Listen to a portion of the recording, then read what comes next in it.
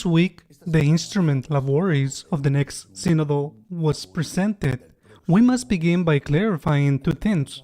First, we cannot properly speak of a synod of bishops, but a synod with bishops, even if they are the majority of the members of the synod, because in the next synod, which will be held on October, in the next synod, there will also be lay participants, priests, religious, who, like the bishops, will have the right to speak and vote.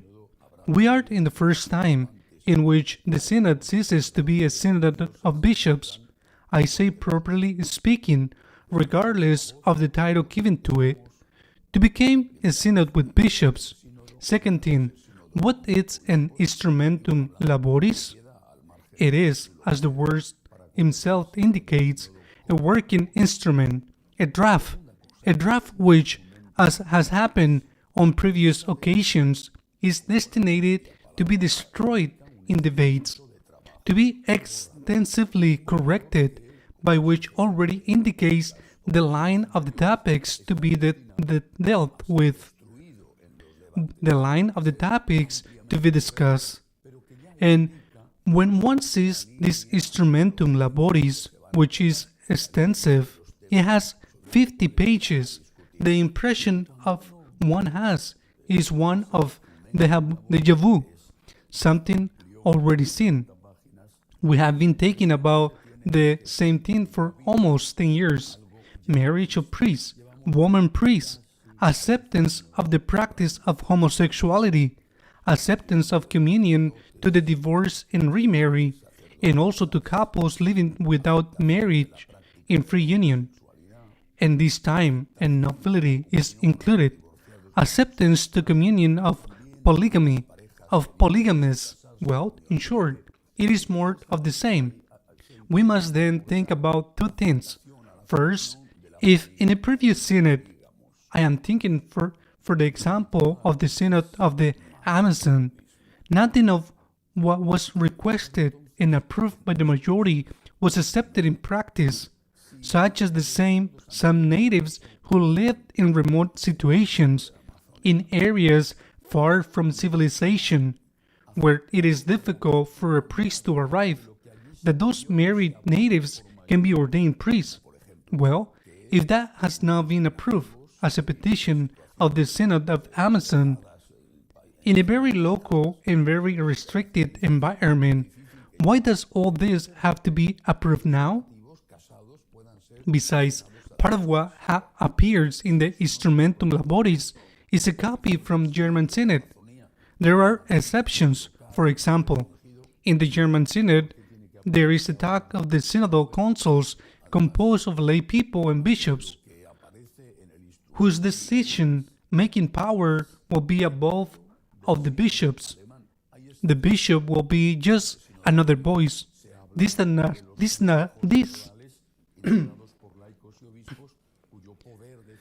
does not appear in the Instrumentum Laboris. It has been explicitly voted in German case by the Vatican.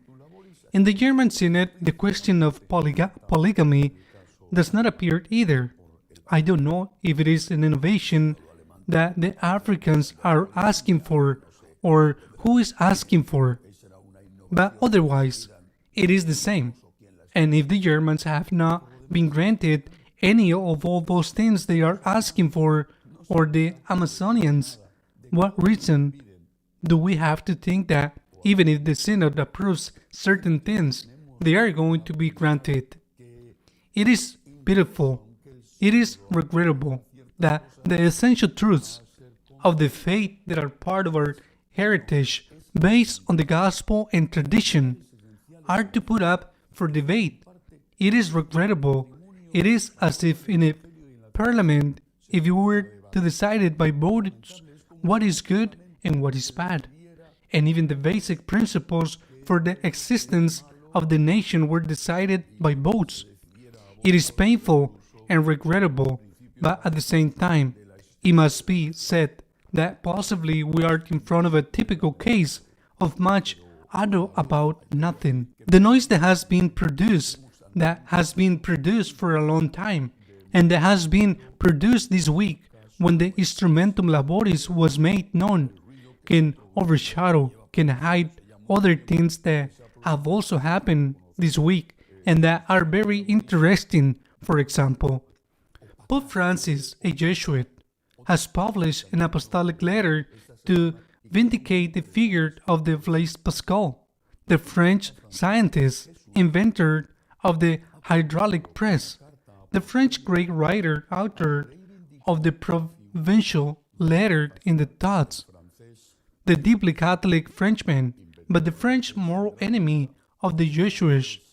The provincial letters are a harsh attack against the Jesuits, the Frenchmen of rigorous morality very close to the Jansenists. The Frenchman has been vindicated by the Jesuit, when traditionally the Jesuits have been enemies of moral rigorism that before the name of Jansenism. Although Jansenism had already died, when Jansenism began again strength, especially in French and Belgium. This is a positive fact, that it is a fact that honors Pope Francis. Surely some will not like to recognize it, but it is honors him. He has been able to highlight the positive aspects of a woman who was in the past one of the main enemies of the religious order to which he belongs, a man like Pascal, a man with many qualities, a scientist, a writer, a deeply religious man, who has left unforgettable phrases that are part of the Catholic spirituality and in intimate, profound way. The heart has reasons that the reason ignores, or reason is so weak that it does not understand that there are things that surpass it. It seems to me an extraordinary fact, the vindication of Pascal by a Jesuit pope. Or, for example, in the German Synod, the creation of the Synod Council is voted, but money is needed to start them up. 4 bishops, 4 only, but 4 have stood up and said that they are not going to give the money, and if there is no unanimity, there is no money. They will have to look for other sources for financing, and they will look for it. But it is an important fact that a small minority of bishops is capable of saying no to what is being approved by a synod. And it is very important fact because it may be indicating to us a path of the future. A minority of bishops who refuse to apply what a synod approves and who in the end dismantle what the synod has approved. Another important fact that may go unnoticed this week, the Cardinal of Brussels, the Kessel, has been, or they have accepted his resignation only a year after he presented. It is not normal. The normal thing is that cardinals are left for 2 years. When this happens, it is usually said that they were eager to accept his resignation, and if he had been a conservative cardinal, it would surely have been said that he was a published man. But the Kessel, it is one of the most liberal cardinals, the most radical, at the level of the most radical that can exist within the College of Cardinals. He is in favor of absolutely everything that is required in the German Synod. Well, they have accepted his resignation after only a year. Well, it is true that they have to appoint as his successor his vicar general, who is supposed, therefore, to be very close to him ideologically and who is 54 years old. A young man with a lot of pontificate ahead, in the same line of as Buenos Aires and Madrid. But this new one, apart from the fact that H1 is H1, the fact it is the new one belongs to the little brothers of Focus, which is a very small but extraordinary congregation with a very deep spirituality, and that his first statement had been to affirm that only Christ is the master and that no one can be above Christ. These are declarations that I personally find extraordinary and marvelous, and that I endorse immediately, and that in the end are the basis of all criticism of morals and liturgy that is taking place in the entities such as Germany, synod, and in their respective and another synod. Therefore, it is negative that they have removed the Gesell and put it in a man of his line. Time will tell, and time will tell if he is of the same line as in Madrid. Time will tell. For the moment, the first declarations of the Archbishop and the future Archbishop of Madrid, because he has not yet taken office, are excellent, and there is no reason, at least for the time being, to shake one's head and tear one's clothes.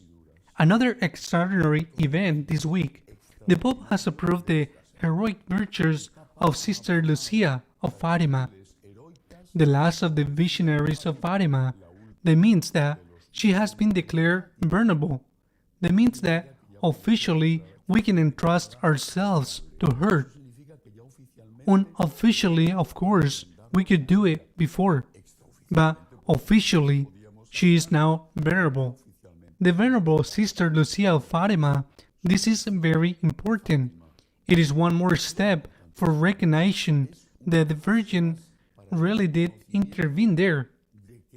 Our Lady spoke, and those things that Our Lady taught, including the existence of purgatory and hell, that those things must be taken seriously, not as if it meant that for that very reason or for the fact alone. It is the truth of faith, because it corroborates, reaffirms what we believe as true and faith, even if Our Lady had not appeared in Fatima, the existence of purgatory and hell.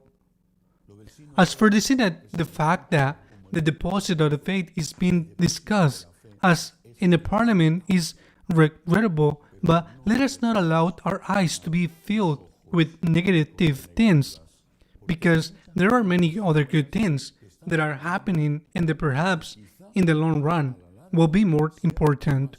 For the moment, I entrust myself to Sister Lucia of Fatima, to the Venerable Sister Lucia of Fatima, and ask her to intercede for the Church. Until next week, God willing.